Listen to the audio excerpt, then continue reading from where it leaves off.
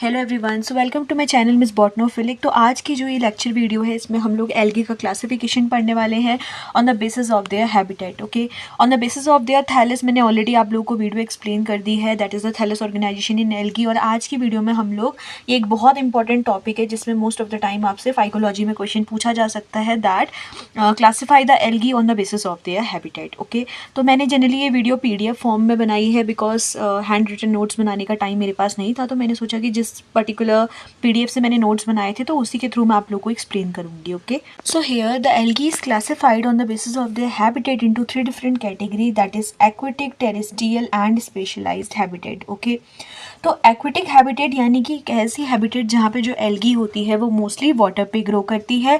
Terrestrial यानी कि land surfaces, और जो स्पेशलाइज्ड वाली हैबिटेट होती है यहाँ पे कुछ स्पेशल हमें हैबिटेट्स देखने को मिलती है, जैसे कि वार्म वाटर कंडीशन जिसको हम बेसिकली थर्मोफिटिक बोलते हैं, एपिजोइक जैसे कि एनिमल्स के ऊपर, एपिफिटिक यानी कि जो प्लांट्स के ऊपर। तो इसमें हम स्पेशलाइज्ड यानी कि ऐसे एल्गी को स्टडी करेंगे जो कि स्पेशलाइज्ड हैबिटेट पे ग्रो करती है। ओके, अब यहाँ पे जो एक्वेटिक इकोसिस्टम होता है उसके अंदर हमारी 2 डिफरेंट टाइप की एल्गी होती है जो कि 2 डिफरेंट वाटर सिस्टम पे ग्रो करती है।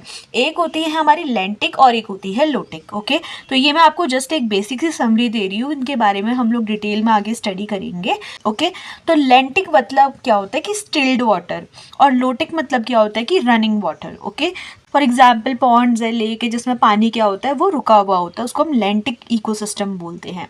वहीं पे लोटिक क्या होता है, जो फ्लोइंग हमारा वाटर का सिस्टम होता है। For example we have river. Okay, तो अब हम लोग हर एक कैटेगरी को थोड़ा डिटेल में स्टडी कर लेते हैं।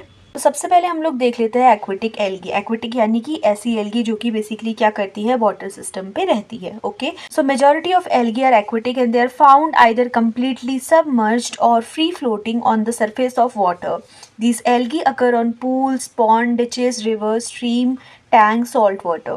Aquatic algae can further be divided into freshwater form or the marine water form. Okay, तो देखो aquatic algae ऐसी algae होती है जो कि मोस्टली आपको क्या करेगी, वाटर सिस्टम में देखने को मिलेंगी।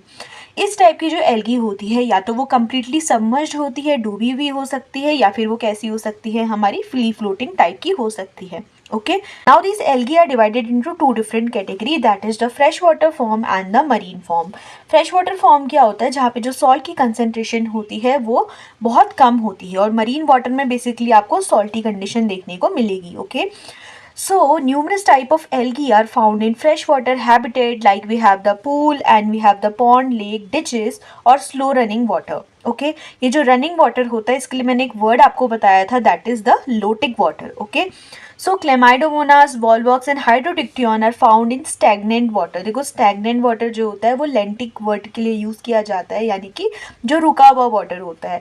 वेयर एज आपके जो क्लेडोफोरा होते हैं, Oedogonium, Ulothrix and few species of Vaucheria, they occur in slow running water. और रनिंग वाटर के लिए हमने एक वर्ड यूज किया था जिसको हम कहते हैं lotic water bodies. Okay, so the member of Xanthophysi, Euglenoophysi, Cyanophysi, Chrysophysi, conjugates and diatoms are common in fresh water. For exam purpose you have to learn that particular habitat, and उस habitat के अंदर क्या क्या examples हैं ये आपको पता होना चाहिए। Okay, now next we have the marine form. देखो marine algae are found in salty water of seas and ocean, generally the member of Phaeophysi. Phaeophysi हम लोग brown algae के लिए यूज करते हैं, Rhodophysi for red algae and some Chlorophysi. Chlorophysi word हम लोग green algae के लिए यूज करते हैं, जिसमें आपका basically example आता है, like we have the Enteromorpha, Coelpa, we have the Vulva and we have the Coidium. Okay, they are found in marine water. Marine algae have macroscopic thalli and are generally considered as seaweed. Okay, तो ये बहुत important question है, कभी कभी आपसे पूछा जा सकता है। जो आपके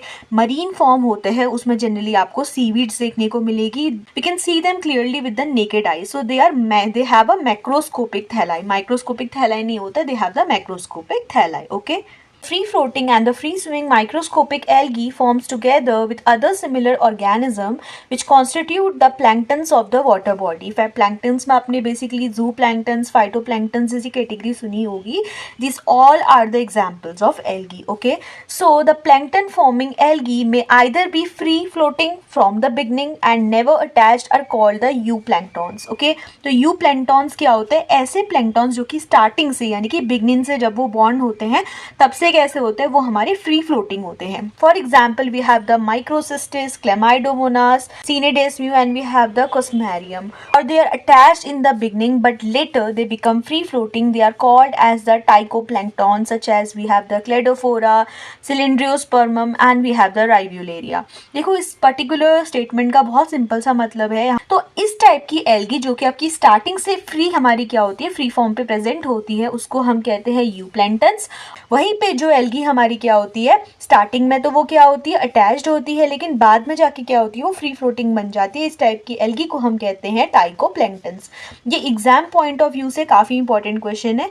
तो यूप्लैंक्टन्स में आपकी कुछ एग्जाम्पल जैसे कि माइक्रोसिस्टिस हो गया, क्लेमाइडोमोनास हो गया, वहीं पे आपके टाइकोप्लैंक्टन्स के अंदर आ जाते हैं Cladophora, Cylindrospermum and Rivularia. Okay, some unicellular and filamentous form of algae grow luxuriantly on the surface of water and makes the place leathery, which is called as water bloom, that give the fishy smell, and water is not considered for drinking purpose. So water bloom are generally formed by solitary algae, rarely by few algae.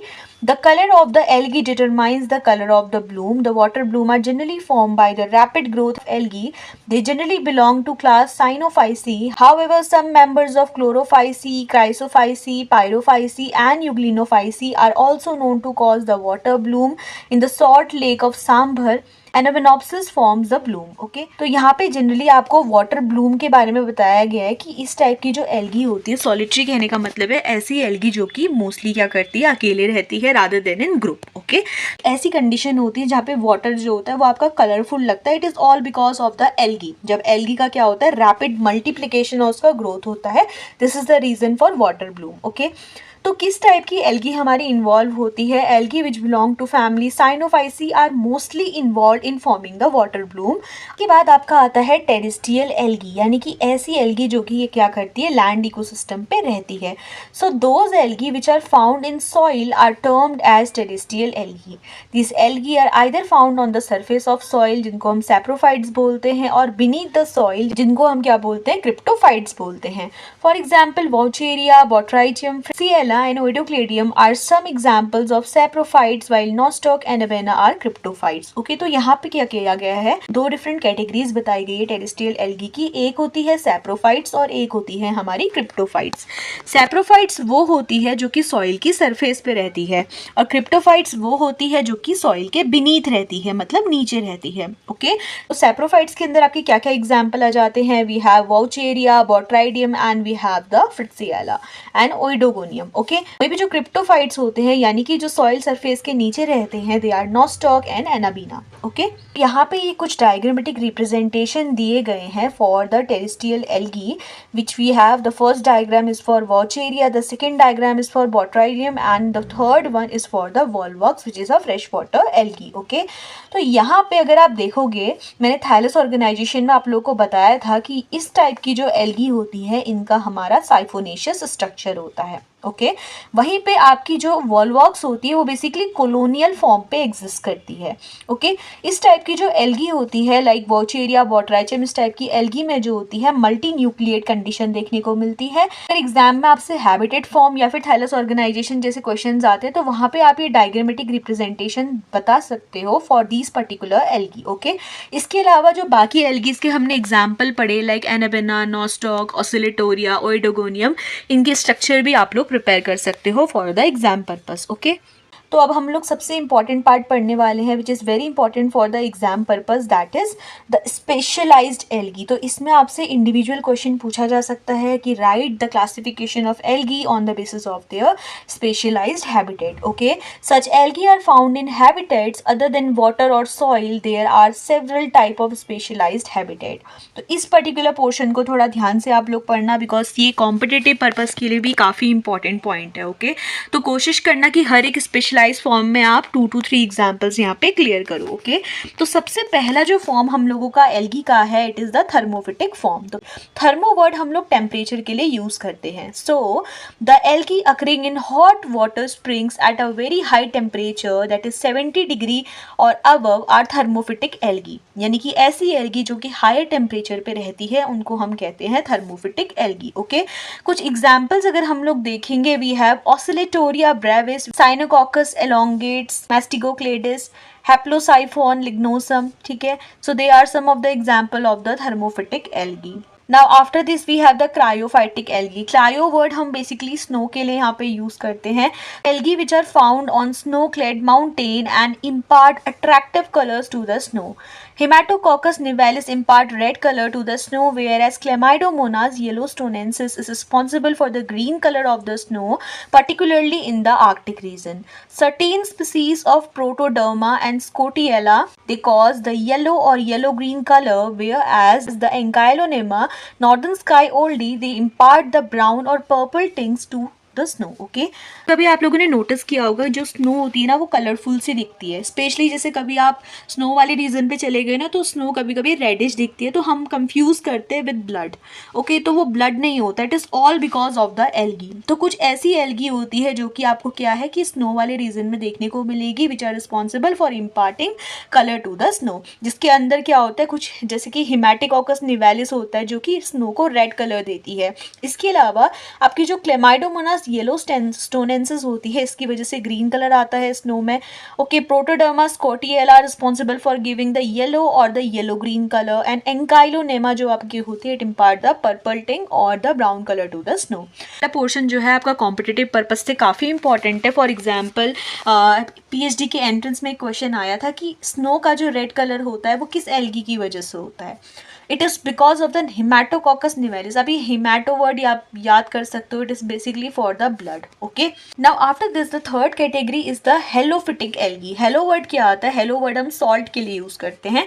So these algae are found in saline water containing the high percentage of salt. For example we have the Dunaliella, then we have the Stephanoptera and we have the Chlamydomonas ehrenbergii. Okay, तो ये कुछ ऐसे example होते हैं जो कि highly salty condition पे रहते हैं. Now after this we have the lithophytic algae. Litho word हम रॉक के लिए यूज करते हैं. Some algae they grow in moist rocks, wet walls and other rocky surfaces, for example Rivularia and Gliocapsa. Now after this we have the epiphytic algae. ऐसी algae जो कि plants के ऊपर grow करती है. So these algae grow on other aquatic plant. For example we have the Oidogonium and we have the Aphenochaete and we have the Bulbochaete. Okay, endo word आपका internal के लिए आता है, यानी कि plant की body के अंदर. Okay, so these algae are found inside the higher plant. For example Nostoc is found in the thallus of Anthoceros and Anabina grow inside the coralloid root of Cycas. This is very important for competitive exam. तो ये वाले point को थोड़ा अच्छे से आप लोग mention कर लेना और ध्यान पे रखना. Okay, about the endophytic algae. Now after this epizoic algae. देखो हर एक वर्ड का जो है ना अगर आप उसे तोड़ तोड़ के पढ़ोगे तो आपको इजीली मतलब समझ में आ जाएगा कि कौन सी एल्गी किस टाइप के हैबिटेट पे रहती है. एपी मतलब होता है अबव, और जोइक वर्ड हम लोग जैसे फिटिक वर्ड हम प्लांट के लिए यूज करते हैं, जोइक वर्ड हम लोग एनिमल्स के लिए यूज करेंगे. Okay, so many algae grow on the shells of mollusc. Mollusc basically हम लोग क्या है स्नेल्स को बोलते हैं. उस टाइप की कैटेगरी के जो ऑर्गेनिजम्स होते हैं उनको हम मोलस्क के अंदर रखते हैं. Turtles and fins of fishes and are known as epizoic algae. So Cladophora is found on snail and shells of bivalves. Protoderma and Basicladia are found growing on the back of the turtle. This is also important for the competitive purpose. आपसे पूछा जा सकता है ऐसी कौन सी algae है जो कि टर्टल्स के बैक पे देखने को मिलती है या फिर स्नेक्स के शेल्स पे देखने को मिलती है. Okay, now after this we have the endozoic algae. Endo means internal and zoic means animals. Okay, so endozoic algae cells are found inside the body of aquatic animal. For example we have the Zoochlorella is found inside Hydra. This is very important for competitive purpose. Now we have the parasitic algae. The best example of parasitic algae is Cephaloros virescens causing the red rust of tea. Tea को हम basically scientific name is Camellia sinensis. Polysyphonia festigata is reported as semi-parasitic in Ascophyllum nodosum. Okay, so this is also important. ये काफ़ी important है. ये entrance में एक बार question पूछा गया है कि कौन सी जो एल्गी होती है वो red rust of tea cause करती है. Okay, algae is Cephaleuros virescens. Okay, तो इसको आप थोड़ा डिटेल में यहाँ पे स्टडी कर लेना. Symbiotic algae. सिम्बायोटिक मतलब क्या है कि एक रिलेशनशिप में रहेगी और एक म्यूचुअलिस्टिक टाइप का रिलेशनशिप हमारा यहाँ पे होगा, प्लस एक कोऑर्डिनेटेड मैनर पे हमारा काम होगा. तो सेवरल मेंबर्स ऑफ साइनोफाइसी यानी कि जो साइनोबैक्टीरिया हो जाते हैं they grow in association with other plants. Can serve as a best example example for symbiosis in which the fungi from Ascomycetes and Basidiomycetes they grow together with the member of Cyanophyceae। तो basically symbiotic algae, यहाँ पे आपको algae में basically Cyanophyceae के बारे में बात की जा रही है, which is a symbiotic algae in association with the fungus we have the Ascomycetes and Basidiomycetes। तो ये दोनों एसोसिएशन में रह के क्या करते हैं, लाइकन्स का फॉर्मेशन करते हैं। Okay, so these are the diagrammatic representation of different algae. अगर आप एक एग्जाम्पल देखोगे, this is scytonema. Scytonema basically क्या होता है, हमारा थर्मोफिटिक एल्गी होती है जो कि हाई टेम्परेचर पे सर्वाइव करती है। वहीं पे अगर आप देखोगे हमारे कुछ क्रायोफिटिक एल्गी है in BNC, this is the example for Protoderma, this is the diagrammatic representation for Haematococcus. Okay, this are the cryophytic algae. Third category अगर आप देखोगे, this is the epiphytic algae, जिसको हम कोलियोकिटी बोलते हैं। एपिफिटिक यानी कि जो प्लांट्स की बॉडी के ऊपर ग्रो करती है। ओके, तो अगर आपका एग्जाम में आता है explain about algae on the basis of their different habitat, तो वहाँ पे आपको ये सारी चीज़ें एक्सप्लेन करनी है। प्लस कोशिश करना कि जो स्पेशलाइज्ड फॉर्म है उस पर आप ज़्यादा फोकस करो, बिकॉज इस पर इंडिविजुअल क्वेश्चन एग्जाम में आ जाता है, या तो आपसे एक्वेटिक या टेरेस्ट्रियल के बाद में डिफरेंस पूछ लिया जाएगा।